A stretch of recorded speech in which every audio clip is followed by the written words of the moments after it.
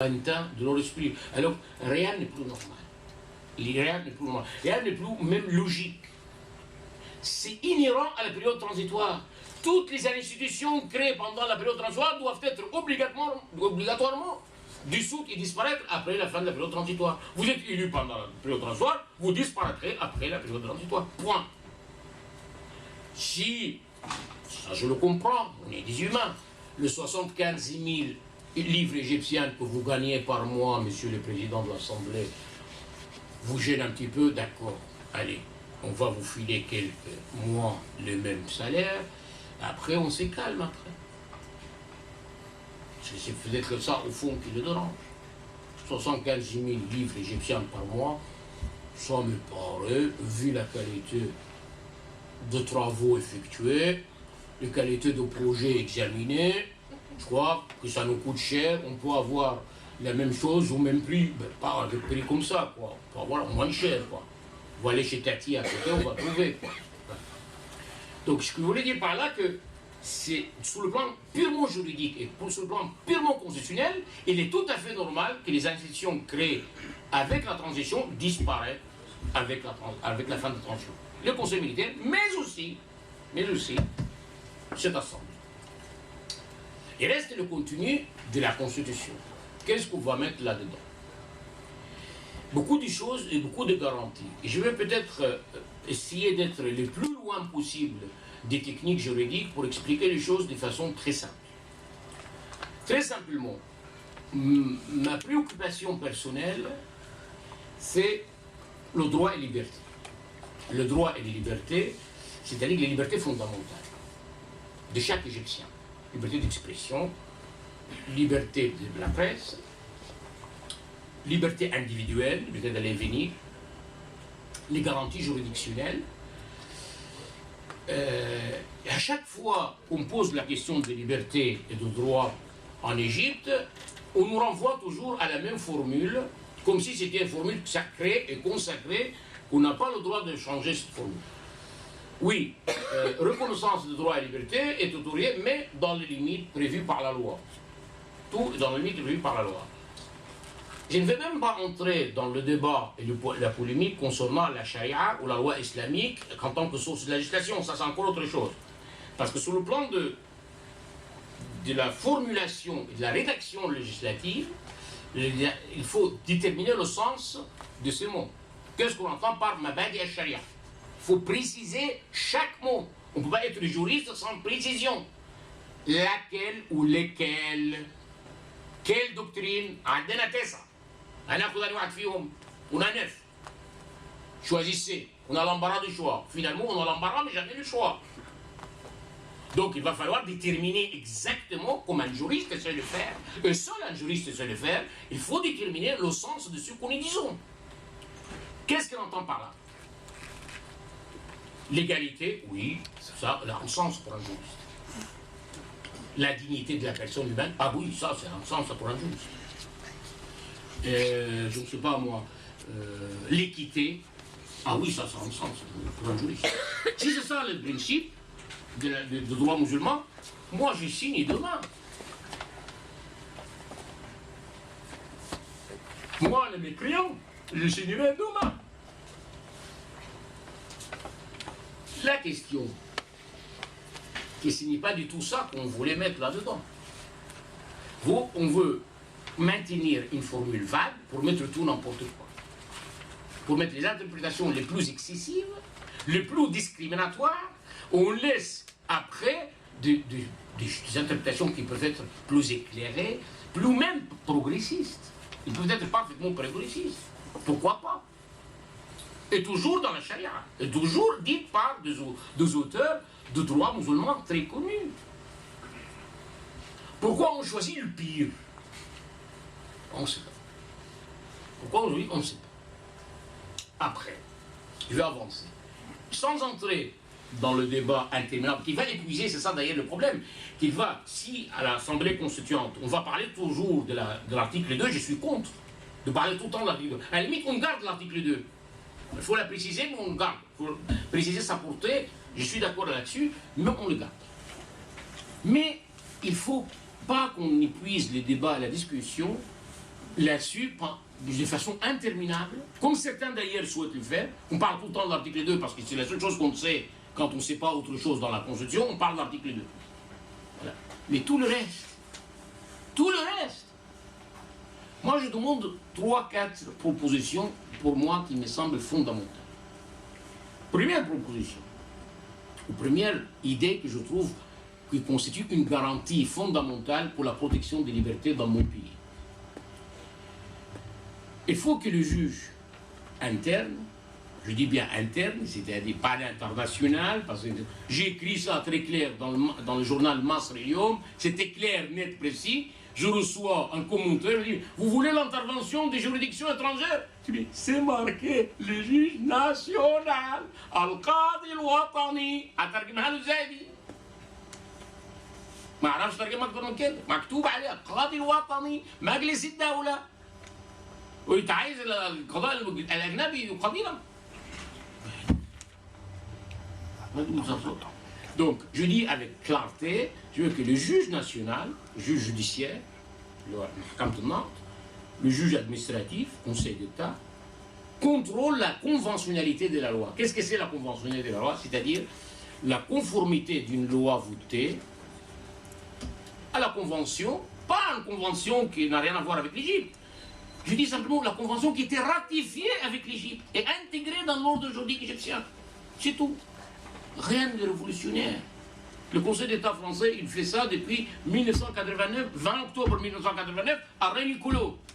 Pour les juristes français qui sont là, ils connaissent ça par cœur. Ce n'est pas un coup d'État contre notre cher Parlement. Mais pour qu'on puisse faire ça, le juge, il faut avoir l'autorisation dans la Constitution. Quelle autorisation qu'on lui donne? C'est très important. Il faut que la nouvelle Constitution détermine la valeur des traités dans l'ordre juridique.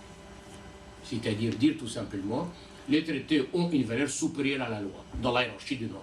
Les normes juridiques sont placées d'ordre hiérarchique, d'ordre pyramidal, au sommet la Constitution, ensuite les traités, enfin les lois, et évidemment après il y a les actes administratifs. Donc on dit il y a la Constitution supérieure, bien entendu, ensuite il y a les actes internationaux ratifiés et intégrés en Égypte. Nous avons au moins 9. Moi je demande simplement d'appliquer les 9 conventions internationales relatives aux droits de l'homme, concernant la discrimination contre la femme, désolé d'en parler de temps en temps, discrimination faite contre la femme, discrimination en général, concernant également les 2 pactes internationaux, le pacte relatif aux droits politiques, civils et politiques, et l'autre deuxième pacte relatif aux droits socio-économiques, il faut aussi qu'on l'intègre. Ce sont des textes internationaux qui ont été ratifiés par l'Égypte. Je ne demande rien d'autre. Je ne demande pas que l'Égypte ratifie encore d'autres traités faits par des mécréants. Je dis tout simplement, ici qui était déjà ratifié, il faut qu'il soit respecté. Il faut qu'on lui donne une valeur juridique contraignante.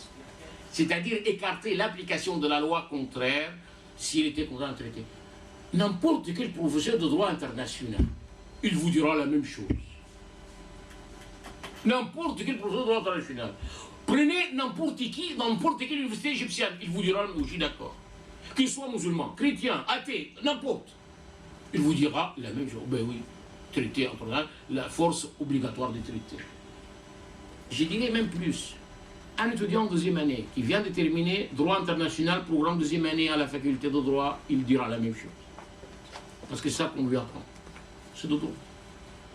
Mais pourquoi tout ça heurte et dramatise, je veux dire, est dramatisé de cette manière et on voit une assemblée tout entière traumatisée à l'idée de dire ça. Traumatisée, l'Assemblée nationale chez nous, traumatisée à cette idée. J'ai entendu un type qui est professeur de droit qui disait ça, tout de suite il a été agressé. Qu'est-ce qu'il a dit d'extraordinaire? Donc, première proposition. Deuxième proposition. Regardez les débats et la difficulté qu'on a eue à propos de la décision de déférer une loi vient d'être voté à la Cour constitutionnelle.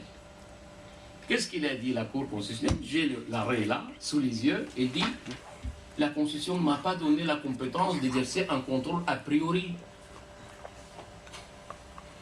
Ben, il y a l'acte constitutionnel, il n'y a aucun acte constitutionnel qui me donne le droit de juger a priori. C'est-à-dire, la loi, elle était votée, adoptée, mais pas encore appliquée.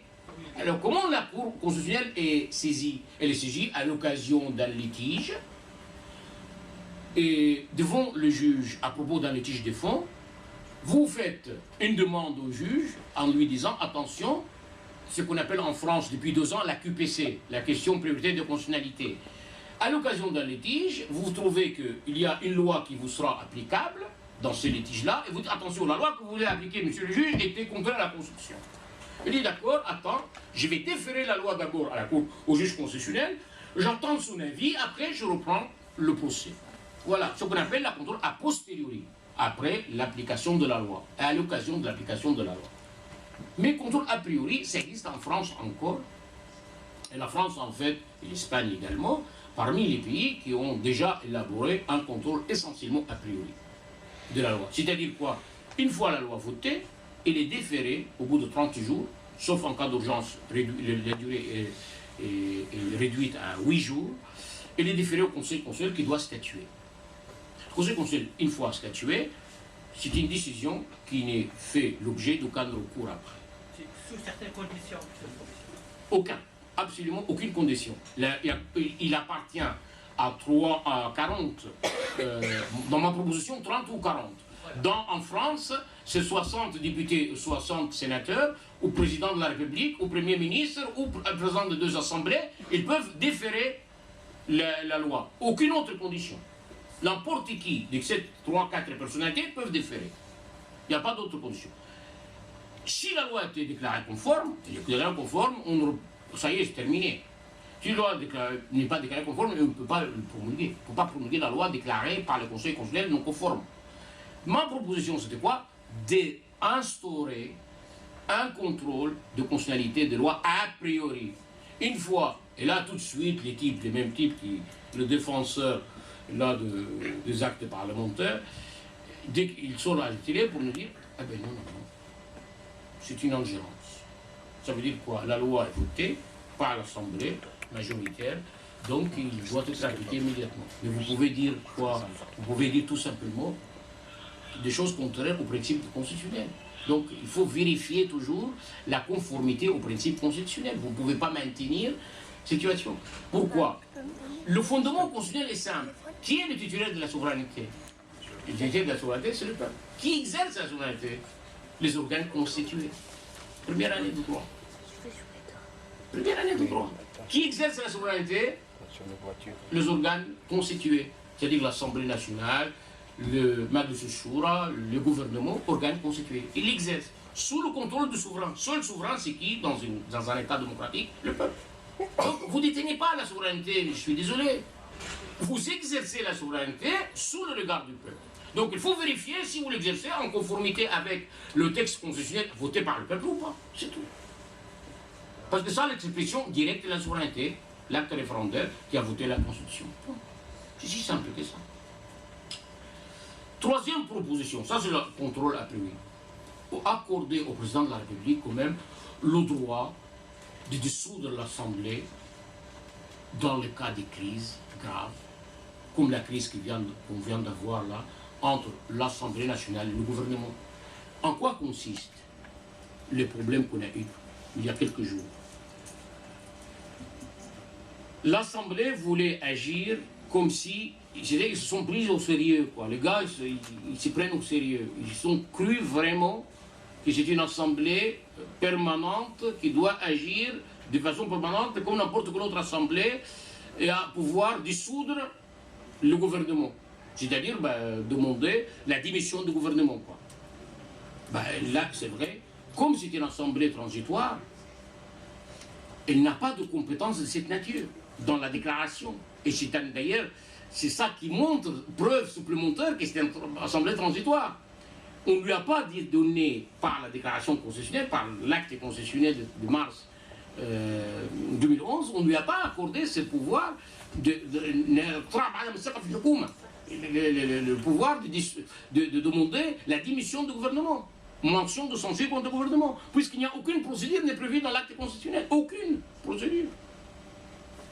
Oui, ils se sont pris au sérieux. Allez, on va virer le gouvernement parce que ça ne nous plaît pas. Ben non. Parce qu'il y a cet équilibre de pouvoir, fait qu'il faut aussi le gouvernement puisse dissoudre l'Assemblée, ce qu'il ne peut pas faire.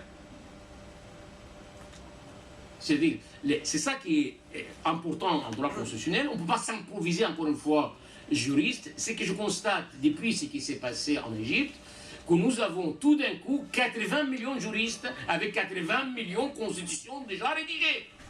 Alors que la seule constitution applicable réellement n'est pas encore rédigée. Excusez-moi, j'ai une question.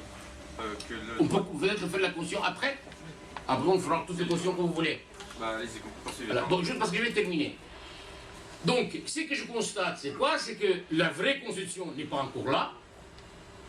Pas encore là. Et toutes les autres constitutions, moi j'ai reçu sur Internet des collègues et des amis qui ne sont pas du tout juristes, des gens activistes, ناشط حقوقي حوالي 22 23 دستور مختلف. Le nombre des ennuis dans chacun, à la limite, je préfère 71. Il y en a moins. Il y en a moins. On ne peut pas s'improviser. C'est-à-dire qu'on ne peut pas, tout d'un coup, comme ça. Pourquoi, quand vous êtes malade, vous allez chez les médecins, un quelqu'un compétent, vous dit, mais faites ce que vous avez à faire. Non, je ne sais pas ce que vous devez faire dans la salle d'opération, mais vous n'allez pas dire, ah non, non, non, non, enlevez-moi ça, mettez-moi ça, mettez le truc là, المشرط ده حطه هنا وشيله من هنا. مش هتقدر تقول هذا الكلام لدكتور طبيب جراح. احنا بنعمل كده. مع الاسف الشديد احنا بنعمل كده. Nous faisons comme ça. Non mais mettez-moi ceci, mettez-moi cela, non, on va pas mettre ceci. Excusez-moi, j'ai envie de dire. Bah, de quoi tu me mets, mais il ne comprend pas. Chaque mot il a un sens. Chaque mot il a un sens. On sait pourquoi on met ça, pas autre chose. Donc, j'ai envie de dire qu'il est temps de mettre les choses aux gens qui sont vraiment compétents, qui savent faire, et leur faire confiance. Et faites attention quand même, il convient de faire confiance, je vais dire quelque chose de très difficile à entendre, aux gens qu'en général, on ne leur fait pas confiance. C'est ça que j'ai envie de dire. En général, on ne lui fait pas confiance, et puis moi, c'est celui-là à qui ils vont faire confiance. Parce que vous avez toujours fait des erreurs manifestes d'appréciation, vous avez toujours donné votre confiance à Fathi Chrour, et Yahya Dakrour et Ramzi Shahar, et ils ont pu pondre un article comme l'article 67. C'est eux qui l'ont fait. Vous avez toujours fait accordé votre confiance à ce gens-là, voilà ce que vous avez fait. Madestor Sabay. التروزيام بروبوزيون هو ان احنا نحط الماده الثالثه دي اللي هي خاصه بالحل مجلس الشعب. البروبوزيون الاخير ان نضع في دستور نص اخير يخلي رئيس الجمهوريه يسهر على لو واجب il veille au respect du principe de non-discrimination. Veille au principe le respect de non-discrimination. Non-discrimination parce que nous sommes tous citoyens égyptiens. Nous sommes tous citoyens égyptiens, nous avons tous les mêmes droits et les mêmes libertés. Sans distinction, quelle que soit l'origine, la religion, l'appartenance ou l'opinion politique. Nous sommes tous citoyens égyptiens. Par conséquent, je ne comprends pas que le président de la République, le prochain président, soit désarmé face à plusieurs formes de discrimination. Si le président de tous les Égyptiens, il doit se comporter comme tel. Si le président de tous les Égyptiens, il doit se comporter comme tel. La question maintenant, ce n'est plus une question de droit, c'est une question purement humaine. C'est-à-dire, c'est quel type qui peut avoir les qualités humaines pour répondre à l'exigence de droit. Ça, là, nous sortons du droit. Là, sortons totalement du droit. Quel type, humainement, qu'il a suffisamment d'intégrité, suffisamment d'ouverture d'esprit, pour qu'il ne soit pas sectaire, fondé sur « je détiens la vérité et je rejette le monde entier », Et son adversaire, il dit la même chose. Je détiens la vérité et je rejette le monde entier. Je voudrais quelqu'un qui soit, autant qu'on peut, pas sectaire, quelqu'un de tolérant, et quelqu'un qui est ouvert dans son esprit pour accepter qu'il y a une part du vrai et une part du faux dans chaque thèse. Voilà. Je vais peut-être m'arrêter là pour donner l'occasion de débat et de questions. Je serai heureux de répondre à toutes vos questions. Juste, je voudrais terminer cette conférence par une parole d'une chanson que j'ai toujours aimée. Et ça fait longtemps que je n'ai pas écouté cette chanson. Quand je me suis acheté ce nouveau iPad Very Bad, et j'ai pianoté dessus pour la première fois, et je tombe dessus, et je le retrouve. Et voici les paroles. يا أغلى اسم في الوجود يا مصر يا اسم مخلوق للخلود يا مصر تفوت عليك المحن ويمر بيك الزمان وانتي أغلى وطن وانتي أحلى مكان ومهما كان انتي مصر كلك شهامة وكرامة يا راية فوق كل راية انتي لحبيبك سلامة وانتي لعدوك نهاية انتي بلادي الجميلة حسن السلام والأمان وانتي الحضارة الأصيلة قبل التاريخ والزمان